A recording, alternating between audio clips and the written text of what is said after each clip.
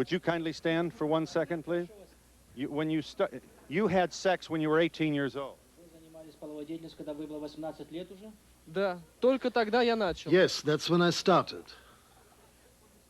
Did you use a contraceptive when you practiced sex at age 18? Да. Yes. Did you take care of this matter yourself, or did the girl insist that you do it? Ну, я до этого знал. I knew Я about it до того before. уже знал многое. Before that, I knew quite a bit. Но до этого знал и как, что, чего. I knew how, when, what, Был хорошо etc. подготовлен. I was well prepared. Are most Soviet boys like you, conscientious like you, in protecting the girl from pregnancy? Да, в основном да. Basically, yes. А вообще-то спросите у ребят самих. Why don't you ask the others? Yes. You talk as if everybody here was already involved in that. I think when most of my girlfriends got married at 18 or 20, they were virgins. And before marriage, they did not engage in sex. They were waiting for that one special man, for that one special person. And they found that one special person. And most of their husbands also. For most of them, their wife also was the first woman with whom they'd ever had sexual relations. Is that true with most? Is that true with most girls? Most young women are virgins when they get married in the Soviet Union?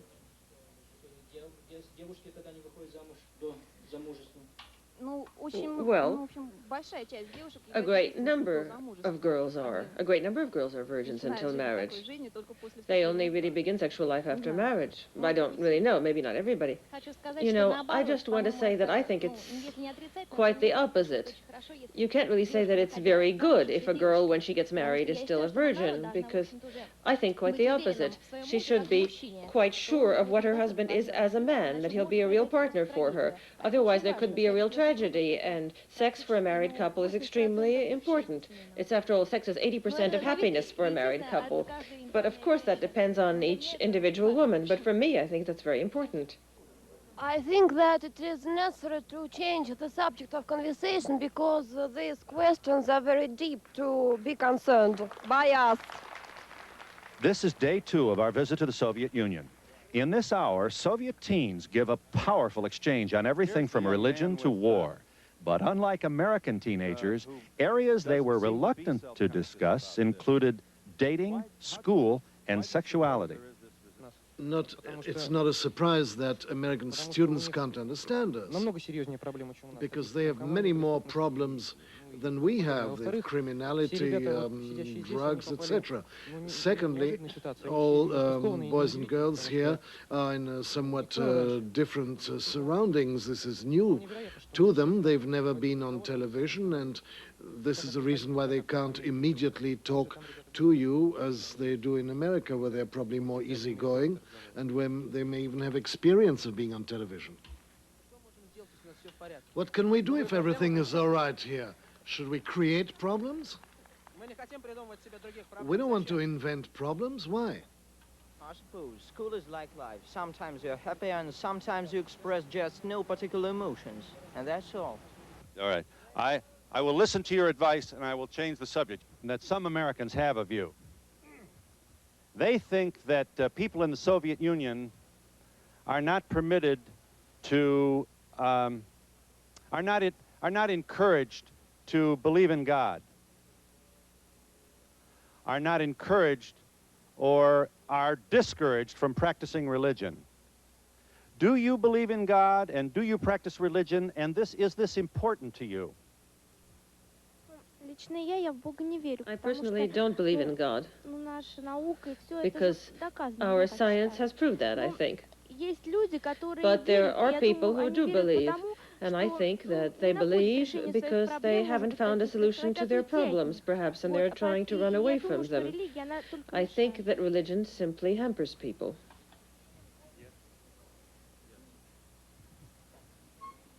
Yes. You'll be in good shape. I think that the church and state, since the church and state here are separate, maybe you might go have a look at church just if you're interested. I think all of those old rites are extremely interesting. They're beautiful. For example, the Easter procession is very interesting, simply because it's beautiful. You have to know what kind of rites existed in the country before there was separation of church and state. In the past, people did believe in religion, and after all, they had some reasons for doing so. But right now... But isn't communism an atheistic philosophy? Of course, it is an atheist philosophy, but in our country, we have freedom for people to believe what they want. A man can be a communist or he can be a believer. The law doesn't forbid that. And therefore, if he wants, he's free to go wherever he feels like. Would you mind sharing with us your views on this issue? You know, I personally I love the past. I would have nothing against taking a look at those rites. But right now you've got all those really pious old women in the church, and you try and avoid going so as not to get into conflict with them. Because they're those old people who, sort of born in the beginning of the century, they're over 80, and they stick to their old beliefs. They still believe in those things. And they don't accept the fact that practically no one believes in God anymore. And therefore, they try to prevent young people from coming to church. And you don't believe in God? No, of course not. I'm a member of the Komsomol, and therefore I don't. But the Komsomol is the young adolescent group that helps you devote your energies to the Soviet Union and also to understand its tradition and to be proud of it. Is that an accurate reflection of that organization? Yes, it's a social organization. It's found throughout the Soviet Union, and consequently, for practical purposes, all of the young people are a member of the Komsomol, those who want to be of use to their country, who want actively to work for their country. Are all members atheists? I think so. I really think so, yes. Well, that girl said that she was a member of the Komsomol. She didn't believe in God, and she only finds the past interesting in terms of the church. Well, my father is a communist. He's a member of the Communist Party from 1918 on. He joined the party as soon as he could, but he's also very familiar with church rites. He knows all of those holidays very well, because he had to study that. He was the leader of an atheist group, and to do that you have to know all those church rites if you're going to fight against them. In order to struggle against religion, you have to get to know it first. And second of all, religion is more complex than one might think. It's more complex than we might understand. And people who can believe in God and not go to church, for example, or there might be people who believe in God but simply prefer to be quiet about it. Why do you have to struggle against religion? Because somehow religion numbs people's minds. It's opium for the people. Because belief in God, I think, is pretty complicated. It's more complicated than simply going to church and beating your head against the floor there in prostrations. Hang on a moment. I want to say that in your country, a lot of people believe in God, but they don't project the cruel films and the crimes. Why it is? In your country, very many cruelty, very many cruel films, very many murders, and they believe they go to churches and they don't reject that cruelty. Why? Maybe it's not true.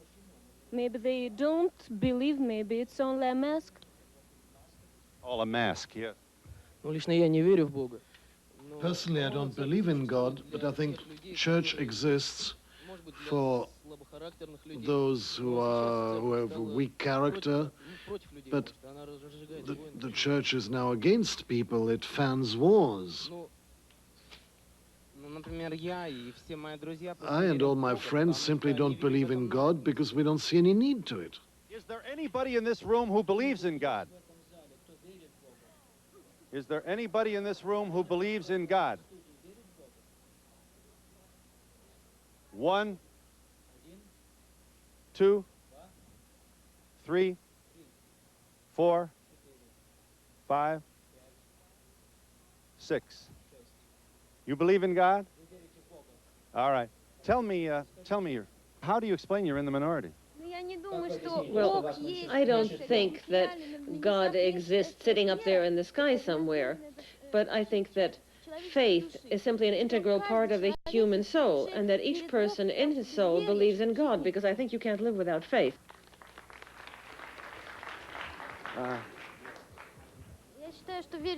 I think that you don't absolutely have to believe in God, but you have to believe in something.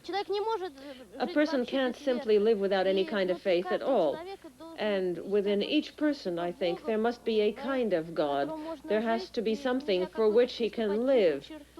You can't simply go ahead and live without having that internal God. Ну вот наши американские сверстники, кажется, очень расстроены тем, что Our American coevals are somewhat disturbed, apparently, that our church isn't being supported.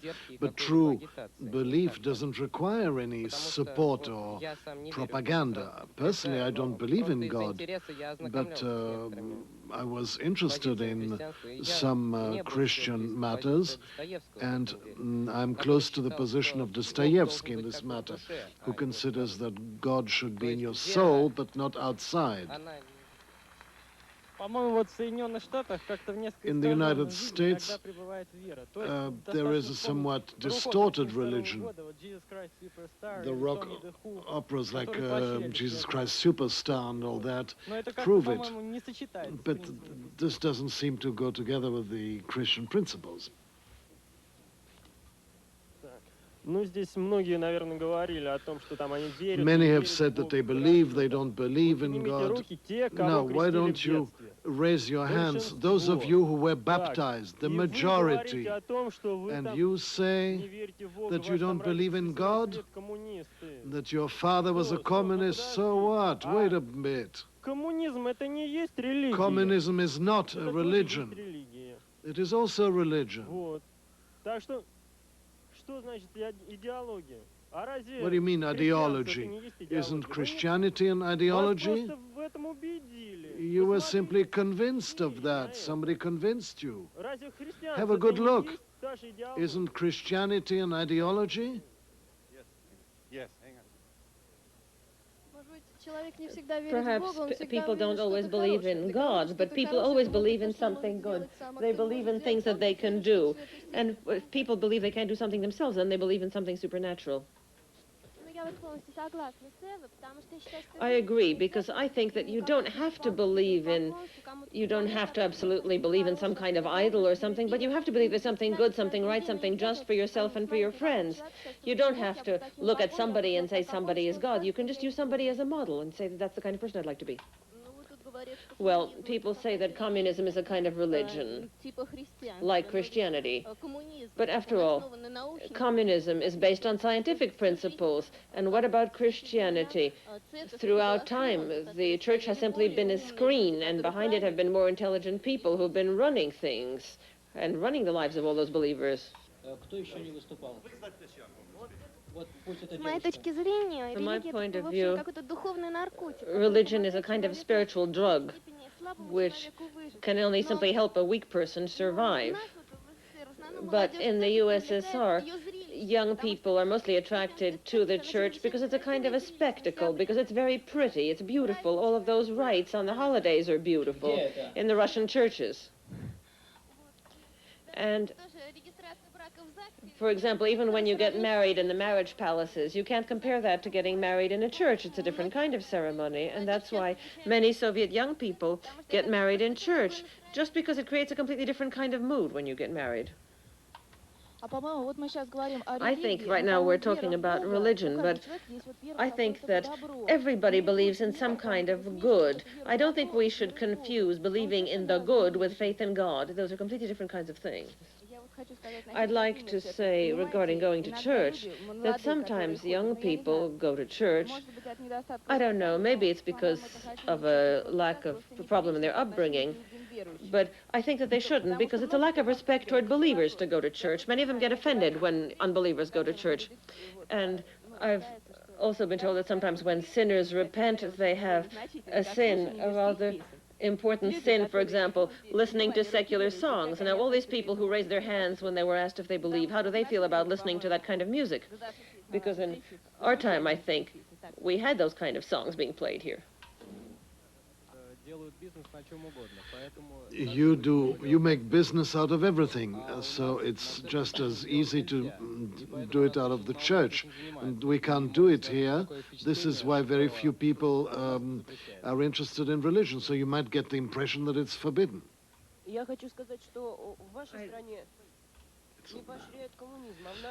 Communism isn't fostered in your country, and religion isn't fostered here. Every country can adopt its own position and have different opinions. And there are things that in a certain country are not being encouraged. There's nothing wrong in that. I don't see anything wrong.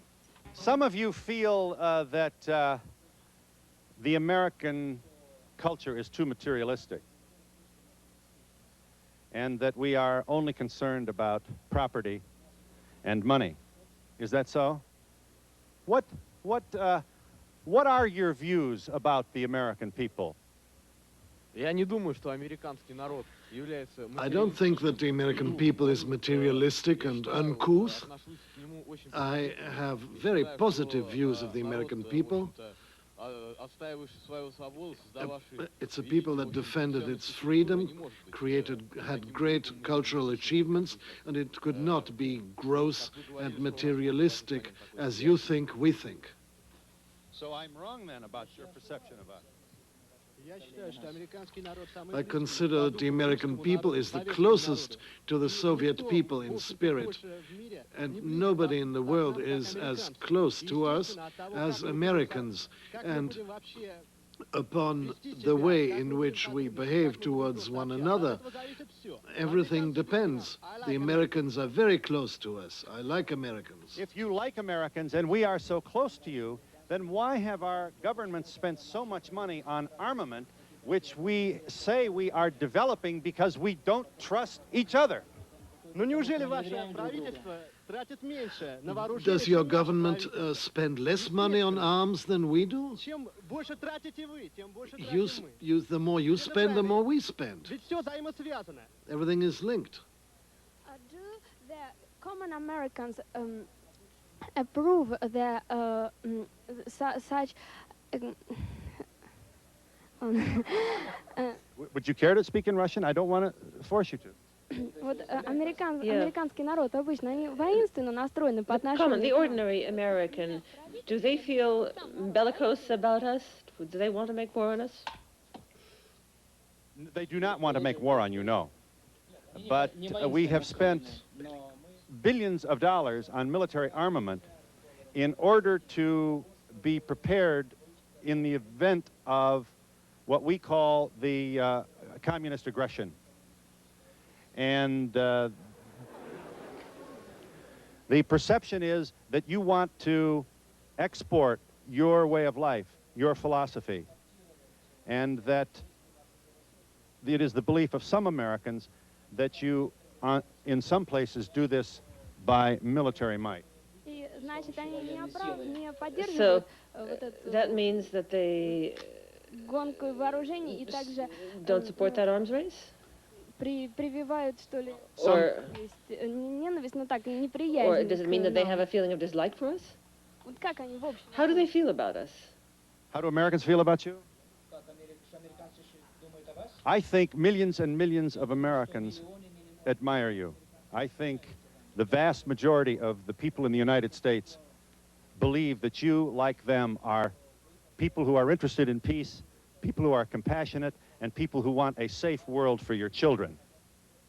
But there is some concern about the behavior of your government with the many, many missiles that are in place in near Western Europe and Eastern Europe, with the many billions of rubles that you spend on military hardware. Americans are looking and saying, we better be prepared in case you decide to be militarily aggressive.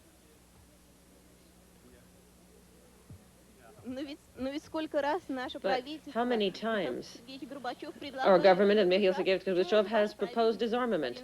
Why do your government and Mr. Reagan ignore those proposals?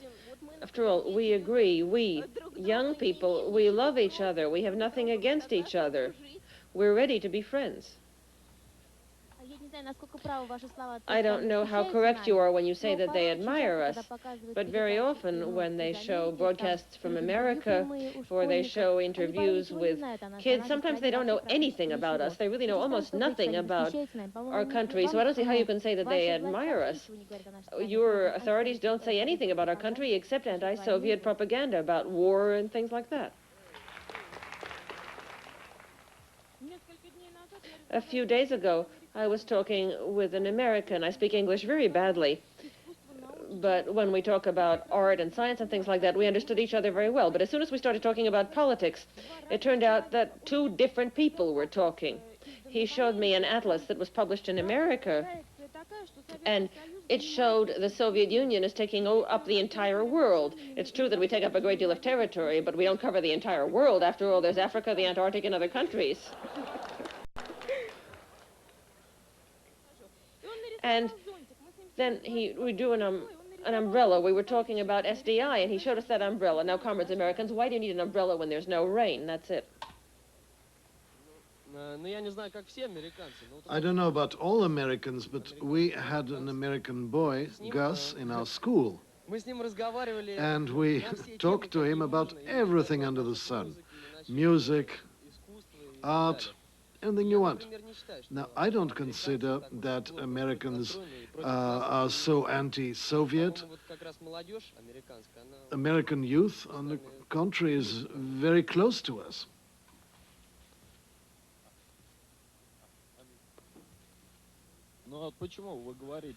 Why do you say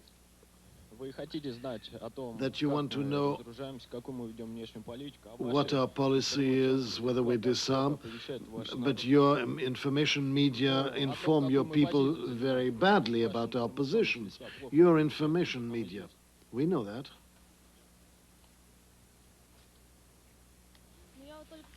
I just want to say that the ideology of our government, in addition to the fact that they tell us everything as it is about your country, they tell us not only the bad, they also tell us the good. We know a lot about your writers, your actors, and different films. And when it comes to us, they tell you practically nothing about us.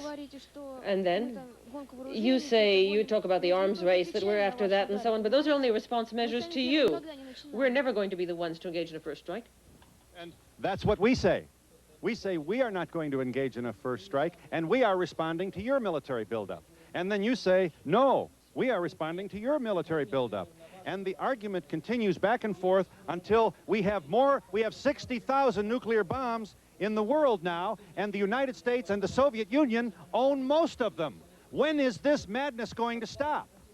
Why don't we stop blaming each other and reach across this gap between East and West and start to talk to each other? I want to say that I think that the whole problem here is that we can't meet more often with each other. Just ordinary American people with Soviet people, and get together and just talk.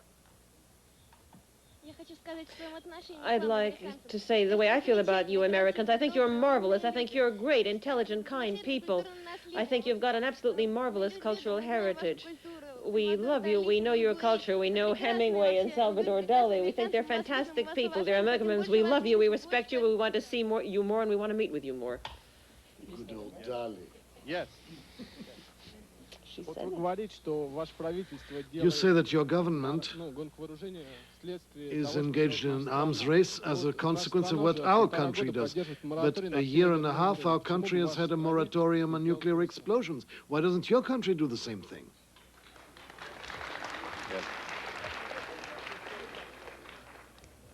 I try to speak to Americans. They're people, but they speak only about money. But I think it's only their trouble. Money? Money, only money. They speak only about money. Yes. Я вот что хочу сказать. Сейчас советские What I'd like to say is that the Soviet information media were enormously worried about the film America, which purports to show that our troops occupy your country. I'd like to say that I am about to do my military service. I guarantee to you that I will not invade your territory with a machine gun if you don't invade us. And while before that film has started being shown, I'll tell all Americans that I will never attack them. Are all of you prepared to serve in the Soviet Army? And yes. I've already done my stint in the army. Now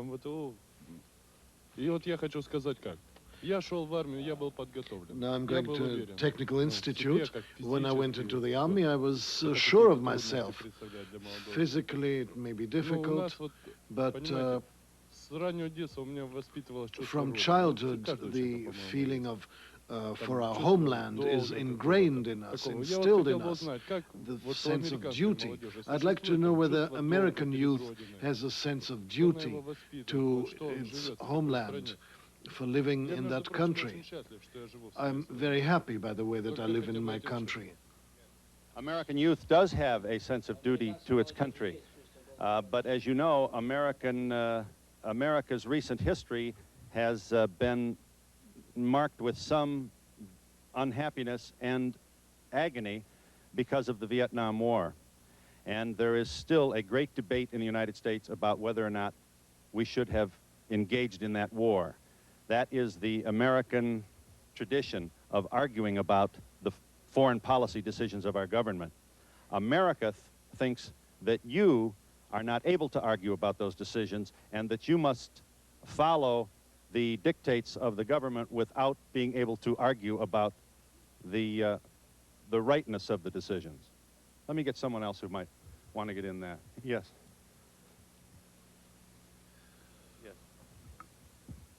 Большая проблема, значит, службы в армии в Советском Союзе. Это проблема ограниченного контингента в Афганистане. It's a problem of the limited contingent in Afghanistan. People who go into the army sometimes get sent to Afghanistan and end their life there before they even started living.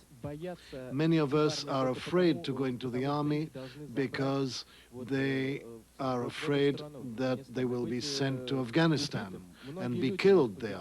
Many people have been killed there. Who wants to speak to this?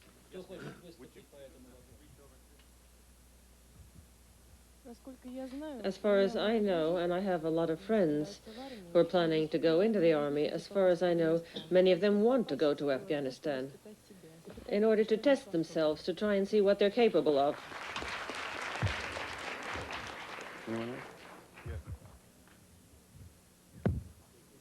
Но проблема Афганистана здесь не сколько The идет по problem of желанию, а сколько Afghanistan isn't a matter of desire, but of duty. It's the internationalist duty of our youth.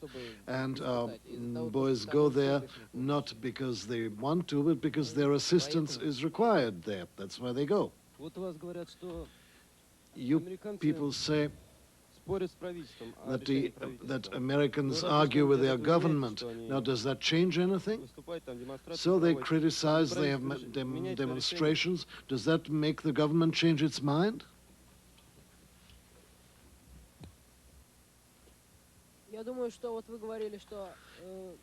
You said that we cannot argue against our government. We can, but I don't think that'll yield any result.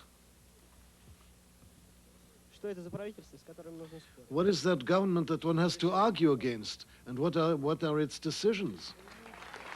What are these decisions of a government that one has to argue against? Whether or not the military conflict in Afghanistan is proper. Wouldn't that be one question? If I'm understanding this man, you don't want to go to Afghanistan as a soldier. Да. That's correct. I can say one thing. I had a cousin who was killed in Afghanistan. Everybody speaks of internationalist duty, but I'm ready to die for my homeland, quite honestly, but I'm not prepared to die for others. I've not the slightest intention of doing so.